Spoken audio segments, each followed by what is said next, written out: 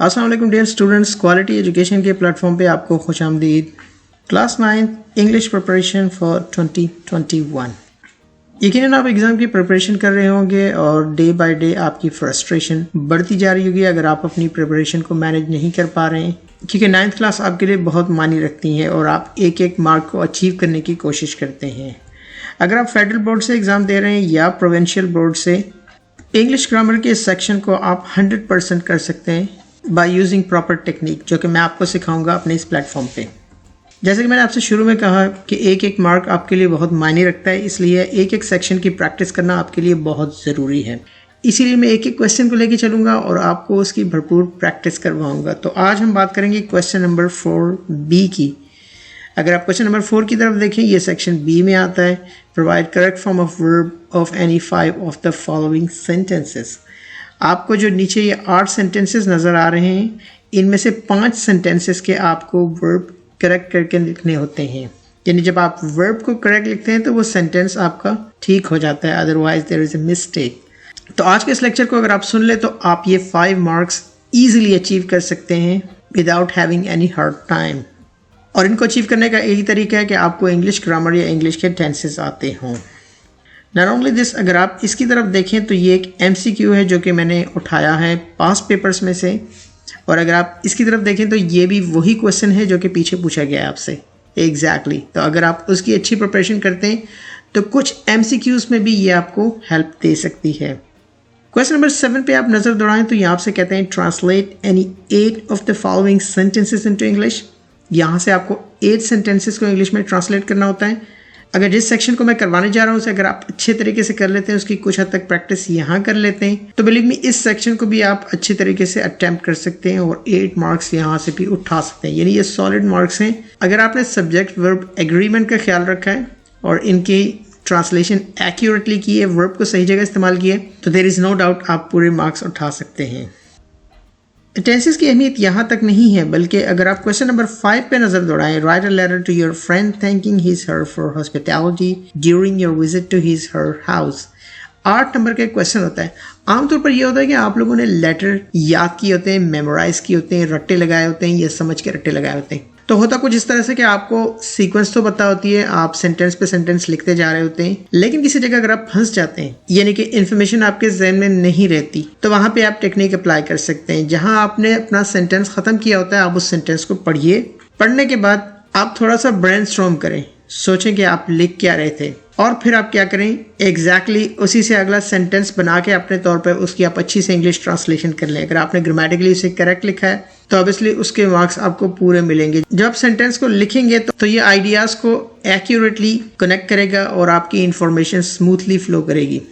अगर आप question number 6 पर नज़र दौड़ाएं तो यहाँ भी आपको 60 से 70 वर्ड्स का एक पैराग्राफ लिखना होता है। यहाँ भी वही सिचुएशन आपको काम दे सकती है जो मैंने आपको क्वेश्चन नंबर 5 में बताई। तो इंग्लिश टेंसेस आपके लिए बहुत ज़रूरी हैं और उनकी प्रैक्टिस करना आपके लिए मस्ट है। तो चलो स्टार्ट करते हैं। इंग्लिश कंपल्सरी SSC पार्ट 1 की मैं बात कर रहा हूँ। 2019 के पेपर में से मैं कुछ क्वेश्चन यहाँ पे आपको बता देता हूँ। कुछ क्वेश्चन मैंने यहाँ से लिए, कुछ दूसरे पास्ट पेपर से। मैं एक्चुअली आपको पास्ट पेपर्स की प्रिपरेशन करवा रहा हूँ, यानी वो क्वेश्चन जो कि पास्ट पेपर्स में आए। क्वेश्चन कुछ इस तरह से आपको दिया होगा, I live in this house since 1970।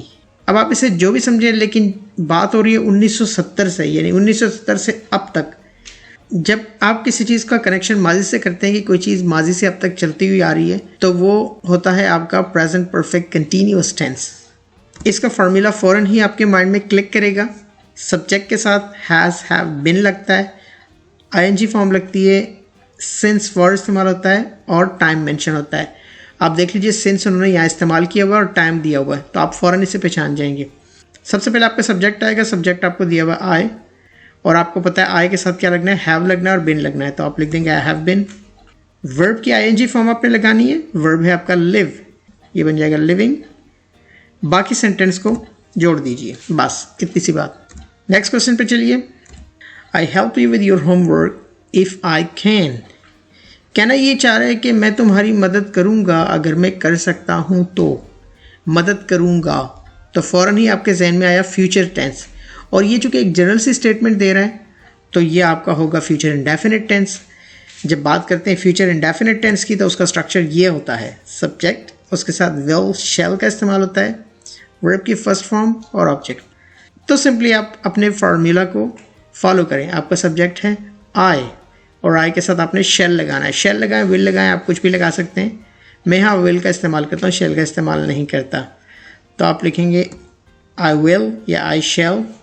Verb की फर्स्ट फॉर्म ही इस्तेमाल करनी है, तो आप यहाँ पे फर्स्ट फॉर्म ही रहने देंगे, आई विल हेल्प, और बाकी सेंटेंस ऐसे ही जोड़ दीजिए, you with your homework if I can. देखिए कितना आसान है, जस्ट आपने टेंस आइडेंटिफाई करना है, उसका स्ट्रक्चर ज़हन में रखना है और बना देना है। ये आपने लिखा, आपको इसके पूरे मार्क्स मिल गए। चलें जी नेक्स्ट क्वेश्चन की तरफ देखिए। She speak English quite well. अगर आप सेंटेंस को फ़ौरन ही ट्रांसलेट करें तो आप ये कह रहे हैं कि वो इंग्लिश अच्छी बोलती है। तो ये एक आम सी स्टेटमेंट दी जा रही है, और इस तरह की जो स्टेटमेंट जाती है वो प्रेजेंट इंडेफिनिट टेंस में दी जाती है। तो फ़ौरन आपके जहन में क्लिक करेगा it's a present indefinite tense. तो देखिए आपका सब्जेक्ट क्या है, शी, ये सिंगुलर है, तो इसके वर्ब के साथ एस एन ई एस का इजाफा आप करेंगे, यानी एस का इजाफा करेंगे। तो आप लिखेंगे शी स्पीक्स, बाकी ऐसे ही जोड़ दीजिए, इंग्लिश क्वाइट वेल। चलिए जी नेक्स्ट क्वेश्चन की तरफ देखिए। The bus stop before we step out. अब इस सेंटेंस के दो हिस्से हैं, द बस स्टॉप, अब इसको आपने ठीक करके लिखना है वी स्टेप्ड आउट, ये पास्ट इंडेफिनिट टेंस का जुमला है। हमेशा ये देखिए कॉम्बिनेशन होती है, अगर एक सेंटेंस पास्ट इंडेफिनिट का होता है तो दूसरी तरफ हमेशा पास्ट परफेक्ट का बनता है, या कंटिन्यूस का भी बन सकता है, लेकिन आमतौर पर परफेक्ट का बनता है। तो फिर आपको फ़ौरन समझ में आ जाएगा कि ये वाला तो हो गया पास्ट इंडेफिनिट का, तो उसका स्ट्रक्चर आपके जहन में है, तो ये बनेगा पास्ट परफेक्ट का, उसका स्ट्रक्चर भी आपके जहन में आ जाएगा। परफेक्ट में तो आपको पता है हमेशा वर्ब की थर्ड फॉर्म इस्तेमाल होती है, यहाँ हैड का इस्तेमाल आप करते हैं। तो चलें स्टार्ट तो हमने यहाँ से करना है, ये तो ऐसे ही रहेगा। सब्जेक्ट आपका होगा द बस, और उसके साथ आप हैड लगाएंगे और वर्ब की थर्ड फॉर्म लगा देंगे। तो आप लिखेंगे द बस, हैड के साथ आप स्टॉप लगा दीजिए, यानी वर्ब स्टॉप की थर्ड फॉर्म आपने लगाई स्टॉप। बाकी सेंटेंस को जोड़ दीजिए, बिफोर वी स्टेप्ड आउट। ये हो गया आपका सेंटेंस परफेक्ट। चलो जी क्वेश्चन 5 की तरफ देखिए। The rain had stopped before he reach home. Same situation जो अभी मैंने आपको समझाई, सिर्फ डिफरेंस क्या है, यहाँ परफेक्ट का सेंटेंस दिया हुआ है आपको, हैड स्टॉप्ड, इधर जो है ना पास्ट इंडेफिनिट का आपको बनाना है। तो रीच की जगह आप ऑब्वियसली उसकी सेकंड फॉर्म इस्तेमाल करेंगे, तो ये हो गया आपका परफेक्ट का, ये हो गया आपका पास्ट का। आपने करना है क्या, सब्जेक्ट ही लगाना है, उसके साथ वर्ब की सेकंड फॉर्म लगानी है, यानी रीच की जगह आप रीच लिख देंगे, ईडी लगा देंगे, बाकी ऐसे ही रहेगा। तो ये सेंटेंस तो आपका ऐसे ही रहेगा, बिफोर ही रीच्ड होम। क्वेश्चन 6 की तरफ देखिए। I buy this motor bike only a month ago, यानी ये मोटर बाइक मैंने 1 महीना पहले ख़रीद दी। अ मंथ अगो, इससे आप पहचान गए ये माजी की बात कर रहा है, और एक आम सी स्टेटमेंट है, यानी पास्ट टेंस की बात कर रहा है, तो हम लिखेंगे पास्ट इंडेफिनिट टेंस, और उसका फार्मूला फ़ौरन आपके जहन में क्लिक करेगा, सब्जेक्ट वर्ब की second form and object. Subject हुआ आई, बाई की जगह आप बॉट लिख देंगे, तो आई बॉट, बाकी आप इसे जोड़ दीजिए, this motor bike only a month ago. Next sentence की तरफ देखिए। Good students always work hard, ये भी एक जनरल सी स्टेटमेंट है, यूनिवर्सल ट्रुथ जिसे आप कहते हैं। अच्छे स्टूडेंट जो होते हैं वो मेहनत करते हैं, तो ये आपका प्रेजेंट इंडेफिनिट टेंस हुआ, और उसका फार्मूला आपके जहन में फ़ौरन ही है। पहले आप लिखेंगे गुड स्टूडेंट्स ऑलवेज, उसे तो आप ऐसे ही रहने दीजिए। अब आपने देखना है कि वर्ब के साथ हमने एस और एस लगाना है कि नहीं लगाना, वर्ब तो ऑलरेडी दिया हुआ है। तो बात हो रही है गुड स्टूडेंट्स की, ज़्यादा स्टूडेंट्स हैं। अगर आपका सब्जेक्ट प्लूरल होता है तो आप उसके वर्ब के साथ एस और एस का इजाफा नहीं करते, तो आप इजाफा नहीं करेंगे, आप इसी तरह लिख देंगे work hard. Good students always work hard. इस तरह के क्वेश्चन भी बाज़ वक़्त आ जाते हैं जहाँ कोई एडिशन नहीं होता, लेकिन आपको पता होना चाहिए। नेक्स्ट क्वेश्चन की तरफ देखिए। The door bell ring while I was eat, यानी घंटी बजी, द डोर बेल रिंग, जब मैं खा रहा था। ईटिंग आईएनजी फॉर्म लग जाती है, याद रखिएगा। तो ये आपका पास्ट कंटिन्यूअस टेंस है, और ये इसका फार्मूला होता है सब्जेक्ट वॉज एंड वर्ब की आईएनजी फॉर्म लगती है और ऑब्जेक्ट लगता है। तो डोर बेल रिंग ये पास्ट इंडेफिनिट टेंस का, इसे ऐसे ही रहने दीजिए। आई वॉज, ईट की जगह आप क्या लगाएंगे, आईएनजी फॉर्म लगा देंगे, eating, I was eating. Next की तरफ देखिए। The window was open and a bird fly into the room. The window was open ये पास्ट टेंस है आपका, यानी खिड़की खुली थी, तो यहाँ परफेक्ट का बनना चाहिए। तो ज़रा बना दीजिए पास्ट परफेक्ट टेंस, ये फार्मूला है, पीछे कई दफ़ा मैंने आपको बता दिया है। द विंडो वॉज ओपन आपका ऐसे ही आ जाएगा। एंड अ बर्ड, हैड लगाना है आपने, फ्लाई की जगह थर्ड फॉर्म लगानी है और ऐसे ही जोड़ देना है। तो लिख दीजिए and a bird had phloem into the room. The window was open and a bird had phloem into the room. Perfect. Question number 10 की तरफ देखिए। माई cousin has draw this picture. ये आपका प्रेजेंट परफेक्ट टेंस है। क्यों? क्योंकि यहाँ पे has and have helping verb इस्तेमाल होते हैं, लेकिन जब आप हेल्पिंग वर्ब या auxiliary verb has and have इस्तेमाल करते हैं तो हमेशा उनके साथ वर्ब की थर्ड फॉर्म इस्तेमाल करते हैं। परफेक्ट टेंस में हमेशा थर्ड फॉर्म इस्तेमाल होती है, याद रखिएगा। तो ड्रॉ की थर्ड फॉर्म होगी drawn. My cousin has drawn this picture.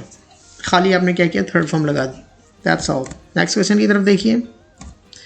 If you work hard you pass. अगर तुम मेहनत करते हो, हमेशा याद रखिए अगर इस तरह का सेंटेंस आता है प्रेजेंट इंडेफिनिट का तो उसका सेकंड वाला हमेशा फ्यूचर का बनता है। अगर तुम मेहनत करते हो तो तुम पास हो जाओगे।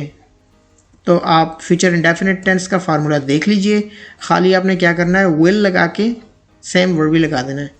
तो आप लिखेंगे if you work hard you will pass. आपका सब्जेक्ट हुआ यू, विल आपने लगा दिया, वर्ब हुआ पास।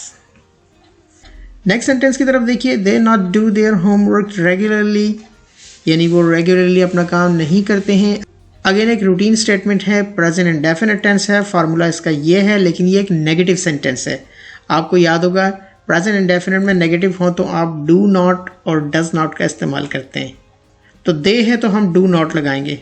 देखिए नॉट डू तो लगा हुआ ऑलरेडी, ये डू आपका वर्ब है, तो आप यहाँ पे एक डू का इजाफा कर देंगे। आप लिखेंगे दे डू नॉट डू, बाकी जोड़ दीजिए their homework regularly. Next question की तरफ देखिए। She was singing a song when I enter the room. ये सेंटेंस तो आपका पास्ट कंटिन्यूअस टेंस का है। She was singing a song, वो गा रही थी। When I enter the room, जब मैं कमरे में दाखिल हुआ। ये परफेक्ट का नहीं बनेगा, ये आप पास्ट इंडेफिनिट का बनाएंगे। सिचुएशन ही ऐसे बनती है कि वो गा रही थी जब मैं कमरे में दाखिल हुआ। तो ये है आपका पास्ट इंडेफिनिट टेंस, ये इसका फार्मूला है, कई बार आप रिपीट कर चुके हैं। तो इसको तो आप ऐसे ही बनाइए। She was singing a song when.